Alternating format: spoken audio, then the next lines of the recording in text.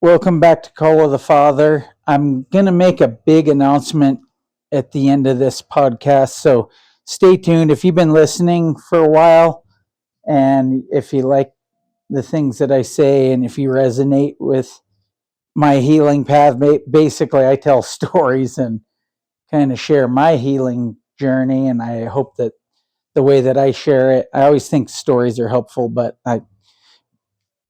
anyway, if you resonate or if you've been listening and you've been listening a short time, long time, whatever, just stay tuned to the end because I'm going to make an announcement, and I really hope that you'll hear that and participate with what this announcement is. Anyway, so today I want to talk about some synchronicities with healing. Somebody very close to me the other day said, synchronicities are the language of God. That's how God speaks to us. And that makes a lot of sense to me. I've seen some crazy synchronicities in my life, and some of them were there to let me know that God's there. He hears me. And I'm going to tell one that was always crazy to me. When I was in high school. Yeah, I was in high school because it's 92. I was in high school. One of my favorite shows was Unsolved Mysteries, if you ever heard of it. And it was just a fascinating show. There's always something interesting on there. And one time there was an episode, and I don't believe in Bigfoot, but there's an episode about Bigfoot. And it showed this town where there was supposedly a Bigfoot sighting. I grew up in Washington State, and so then I still remember his voice in this Colorado mountain town, and it started showing the town, and I just remember being like, wow, that's beautiful. Like, I would want to live there. I never forgot thinking that. I probably said it out loud. I don't really remember, but it definitely was a strong thought or feeling. I would want to live there. And then I just remember this image of this hillside, and I was thinking this showing, like, zoomed way up from above on this house where this Bigfoot sighting supposedly was, and I just remember thinking I would want to live up over to the left of there. And anyway, then fast forward over 15, well, almost 15 years. Yeah, 15 years. I had been in the Army and done a bunch of things and got out. I wrestled. I wrestled in the Army and at the Olympic Training Center, and then I decided to settle in Colorado, and then I ended up buying this house up out of Colorado Springs in the mountains and lived there for a couple of years. Then I got married, and I had the older kids, the stepkids.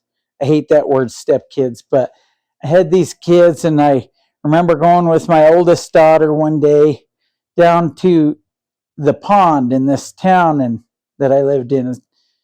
It was Green Mountain Falls is the name of the town. And it's the town I just moved from. And went down to the pond with her on our bicycles, and then she was riding around the pond. I was just looking at this board with all the attractions. And again, I lived there 3 years, I think, 2.5, 3 years. And I'm looking at all the attractions. There's like, I don't know, there are probably like 40 different points of attraction. And I'm looking, and then all of a sudden, wow, my mind was blown. It said, there was a point on the map, and it said, Bigfoot sighting featured on Unsolved Mysteries 1992.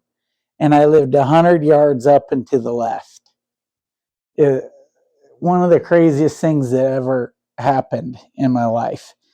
But that's a synchronicity, you know.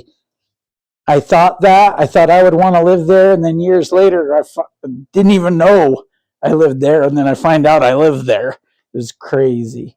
Anyway, some of ways, maybe some of those synchronicities opened up my heart and mind to the things that I'm going through now. Some of the synchronicities I'm seeing, I believe, are part of, if you've heard, like they're making crazy leaps and bounds in quantum physics and science, and I believe that a lot of that ties into some spiritual things. But I think that there's things we don't quite understand yet, but they're starting to understand some of it on a new level, and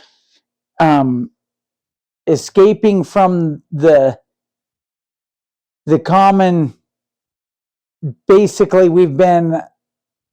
science is studied under a materialism science for a long time, and quantum physics is just a whole nother realm, and there's things that they haven't been able to explain, but they've observed and seen that there's something true. And just because we can't understand it yet doesn't mean it's not true. They can see certain things are true, like quantum tunneling. What's the other one? There's a bunch of them. Entanglement. I think entanglement. Einstein mentioned it. He called it spooky action at a distance or something like that. Einstein noticed it. Anyway, now they're finding out more and more about it. Two particles are, once they're entangled, it won't matter the distance between them. What happens to one happens to another. Well, then this starts going into things like consciousness. And if you're in this healing space and personal growth and spirituality, different aspects, doesn't really matter where you're at. You've probably heard people talk about a collective consciousness. And I'm seeing synchronicities with my kids. I keep seeing them. I think I mentioned it in an episode before, but I see things where I'm learning and I'm growing, and I'm supposed to be the dad, the mentor. I don't know how I'm the dad. Holy shit. Like, these kids get things that, I mean, I'm 50 now, turned 50 a week and a half ago, whatever, and these kids, they're teenagers, and they're getting things that I couldn't even fathom getting when I was their age. And a lot of it has to do with me healing. I'm healing, and I'm seeing them by, if you heard the scientific term osmosis, crap, it's like they're just absorbing what I'm learning without it being talked about. They're getting it. And these things keep coming up. And this is part of healing. And then I think of mentoring and coaching. I mentioned that I want to get into coaching, and there's a humility about this that I think that I can embrace well. If you've listened to my podcast, I try to stay vulnerable and humble in so many ways. I tell some stories that probably come across a little cocky or arrogant. I'm who I am. I do have some crazy stories, and I've done some really cool and amazing shit in my life. And I do have things that I could brag about, but I think overall there's room for humility in this coaching. And where I see the room is that I've mentioned a lot with my kids that I think they're going to go further than me. And I believe that. And I try to instill that belief in them that they're going to go further than me. And in so many ways, they're already further than me. Like they come up with things, and sometimes I've mentioned it recently, like, wow, you handled that better than I would have, with saying that to my kids. And anyway, I'm taking this course from Aaron Dowdy. He's doing this coaching course to teach people to be coaches. And it's really interesting, some of the things that come up, and something that hit me the other day.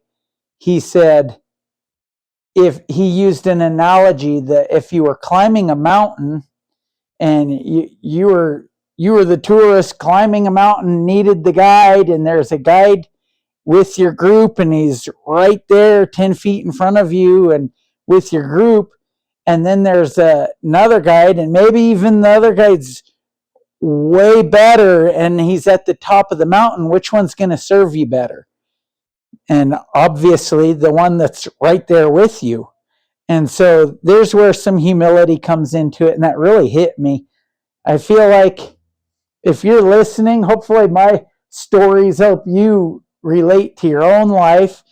I don't know that I'm far ahead of hardly anybody. I've been on this journey for a short time, 5 years, and I've learned a lot, I've grown a lot, and I've seen a lot. But sometimes there's just a conscious conversation that needs to happen between two people. And maybe that's part of what coaching is sometimes. I just want to help people. And I was talking with my daughter earlier. There's been some hard things going on with my kids, and I can't help them with everything. There's another aspect of it that I'm just not perfect, and I'm trying the best that I can. And we had a conversation this evening. She's really struggling with something, connecting with her mom. Unfortunately, she's trying to connect with her. She wants to feel like her mom will ask her about her day and feel like her mom's wanting to listen and hear her. And I had to ask my daughter, well, because I think about my parents and my dad, I could think of every conversation I ever had with my dad. Literally, it was like he was not listening at all. He only could think of what he was going to say next. And by the time I was in my 40s, I'd try to have a conversation with him, and I'd see this dynamic, and I'm like talking to myself, like, are you freaking stupid? Like, why do you keep trying? So I had to ask my daughter, do you feel like I listen, or am I horrible, or am I somewhere in the middle? She goes, you're not horrible, you're between in the middle and pretty good. I'm like, okay, I can accept that. And one of the things I know about myself in my own defense is I have a hard time taking things in auditorily. So it's something I've recognized, that even I love podcasts and I listen to these podcasts, but I often find myself rewinding to, wait, I got to hear that again and take that in, something they say. And it's just part of it for me, but I still love them. And I've probably gotten better at listening from listening to podcasts. Anyway, I was having this conversation with my daughter, and we were just talking. I'm like, there's things about it, like with my dad, because I told her about what I just said about my dad and feeling like he never listened. And I said, I came to a point to realize he's incapable. He doesn't, I don't know that he's trying to be any certain way. It's just that maybe it's just that he's not trying not to be that way. And so intentions go far and deep into all of this. And as we were discussing it, I'm like, I'm sorry that you don't quite have what you want with your mom. I don't think that she's not trying to connect with you in certain ways. She just, from my experience, she has a hard time. She has a hard time with feelings. And anyway, as I talked to my daughter, I'm like,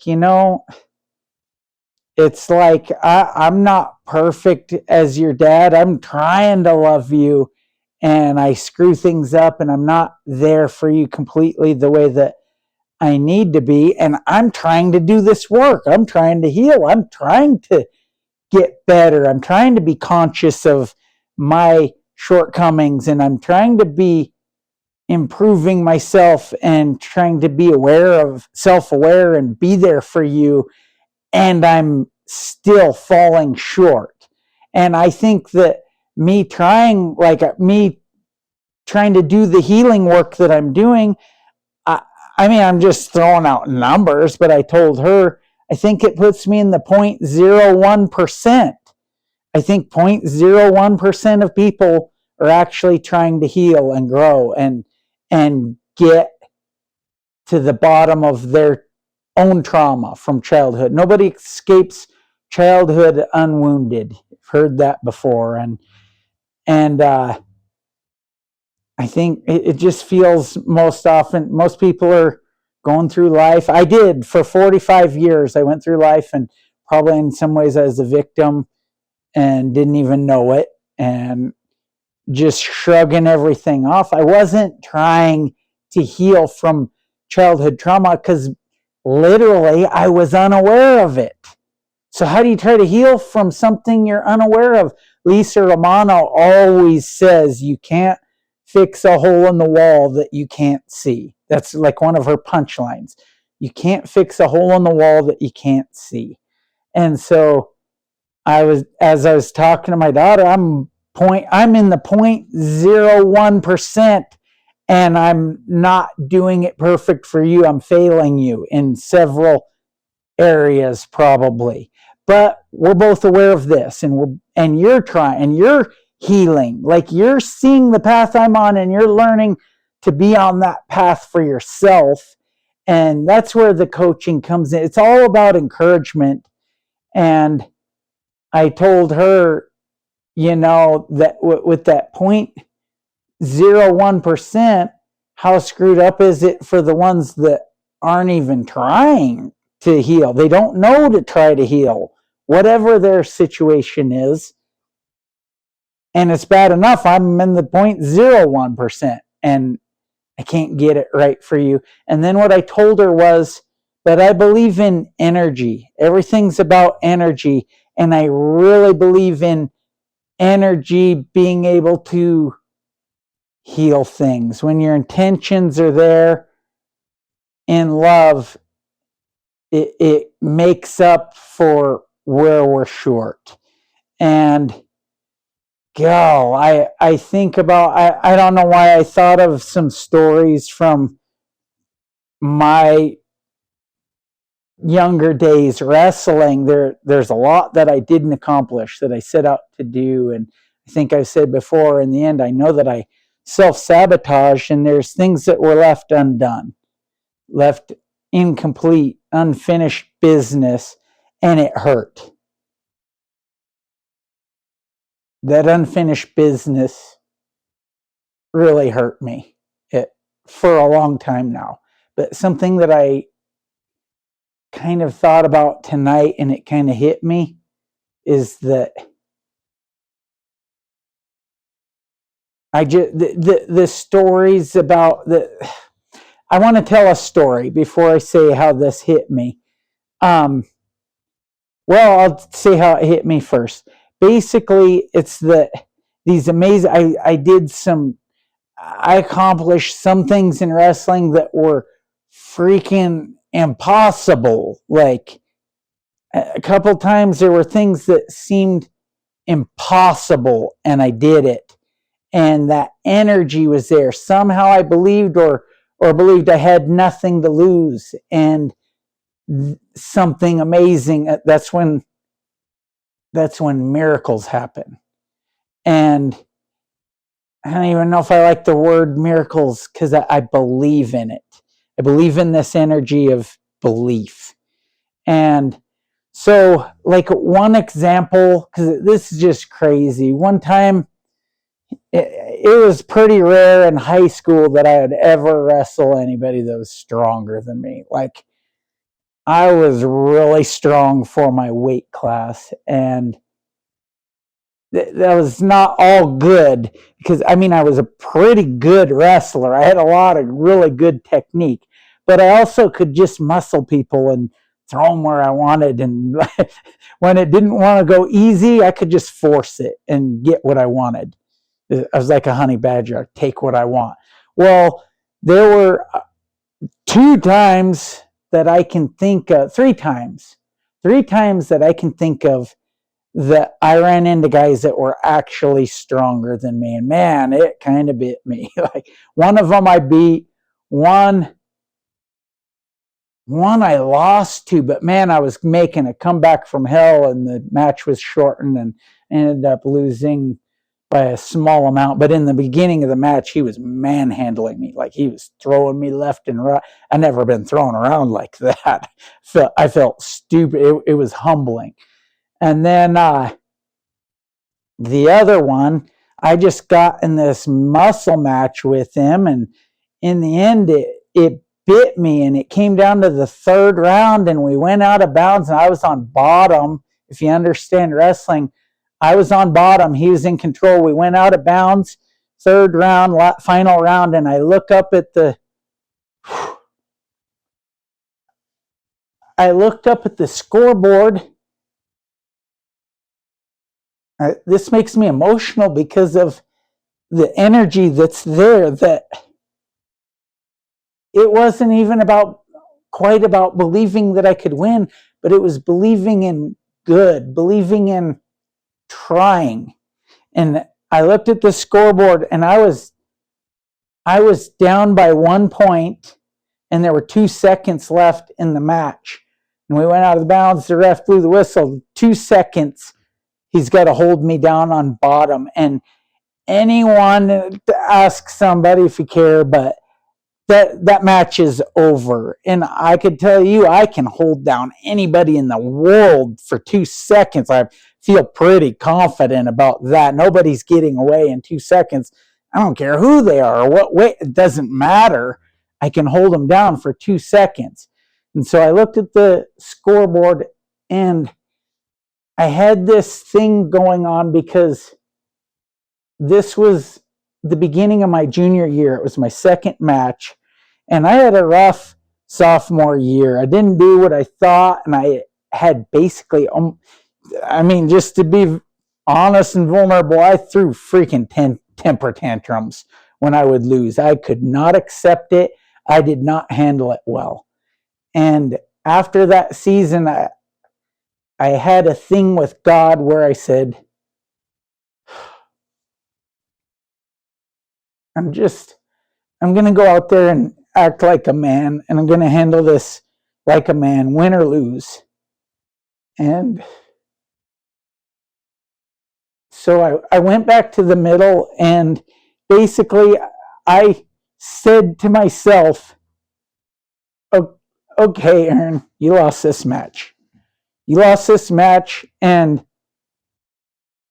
it's okay. This is the first test of that commitment I made between me and God, that I'm gonna act like a gentleman. So in my mind, part of acting like a gentleman wasn't to put my head down and lay there and look like I didn't give a shit for 2 seconds, because I knew I lost this match. So I went back to the middle. I got down. The ref blew the whistle, and I told myself, I'm going to try like I've never tried for 2 seconds. And I didn't believe I could win, but I just knew I was going to try. And I got an escape in 2 seconds. I got an escape in 2 seconds, and it went into overtime, and I took him down, and I won. And it wasn't even a match I should have ever been in, a wrestling match. I shouldn't have been trying to muscle that guy, and I could have performed a clinic on him probably, but I was just a meathead trying to muscle him when he tried to muscle me, and I was losing that match. Anyway, so I learned something from that carries over into my life. I believe in impossible things. I believe in things that seem impossible, and in my mind, they're not impossible. Nothing's impossible. And so, while the wrestling didn't turn out the way I wanted in my life, I learned something valuable that I can take forward with me. And what I was thinking about tonight after I was talking to my daughter and said that I believe in energy, and I believe in, if we believe in that energy, that 0.01% is enough to change the world.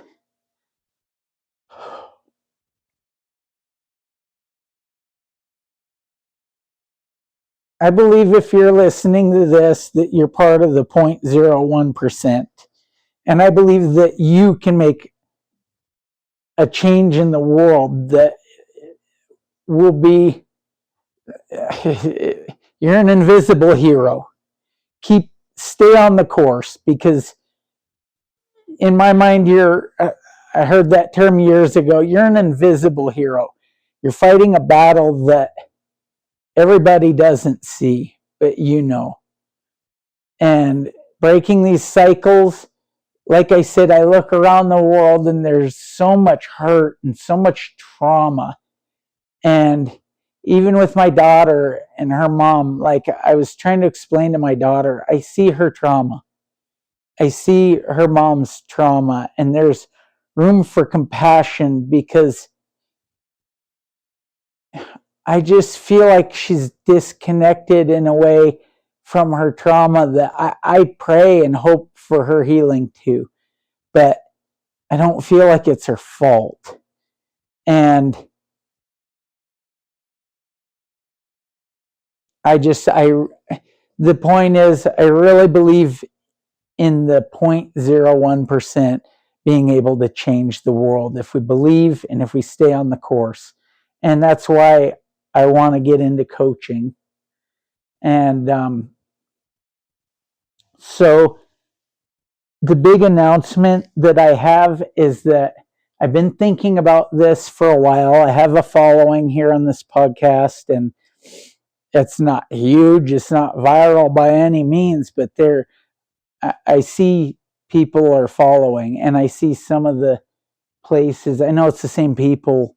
Keep listening. And if you resonate with the things that I say and the way that I think, I believe I might be 2 steps behind you in many ways, but sometimes a leader leads from behind and encourages, and that's the same philosophy I'm talking about with my kids. There are times when oh my God, my daughter wrote a thing the other day trying to comfort, thinking about the other daughter and the hard time she was going through with something. And she wrote this thing about self-love. And when she read it to me, it was, in my mind, it was a bigger synchronicity than the Bigfoot story. It was unfreaking believable. Like what she was talking about self-love and your parent. She even said, my parents can't be there for me perfectly. And I accepted that. I heard it, I accepted it, and I loved that she's on her journey. She is figuring this out. She's on her own healing journey, because in so many ways, I'm trying to break the cycles, but my kids are going to be the ones that finish the job and break the cycle. I'm not. I've already failed in so many ways. But my kids, I'm still working, and I still believe, and I'm not going to give up. But my kids,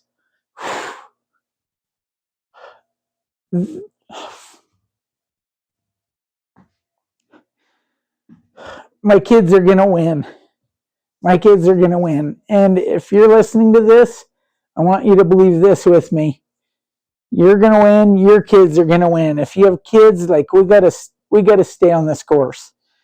So my big announcement is that I've got this following, and if you've been listening, I want to extend an offer out there to do some coaching, and it's going to be free at first. I want to pick 2 people.